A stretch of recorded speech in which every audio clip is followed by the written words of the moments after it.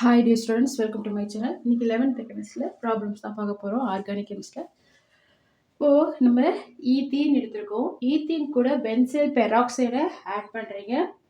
HPR hydrogen bromide கூட reaction இருக்குது, சரிங்களா?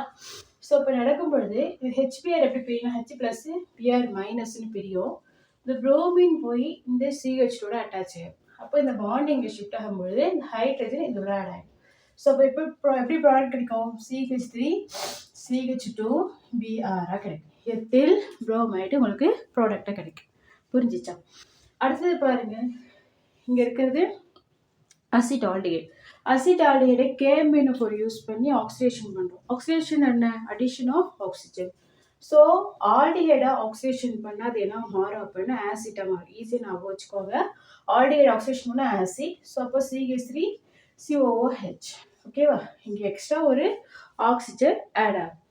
இப்போ அடுத்தது பாருங்க, பென்சின். இப்போ இது கூட ஹைட்ரஜனை ஆட் பண்ணிக்க ப்ரெசன்ஸ் ஆஃப் பிளாட்டினம் கேட்டலிஸ்ட். பென்சினோட ஸ்ட்ரக்சர் தான் நான் இங்கே போட்டு காட்டியிருக்கேன். ஆக்சுவலாக அது எப்படி இருக்குன்னா இப்படி தான் இருக்கும். ஓகேவா? ஸோ அப்போது ஹைட்ரஜன் வந்து எல்லா கார்பன்லேயும் வந்து இன்னொன்று வந்து ஆட் ஆகுது.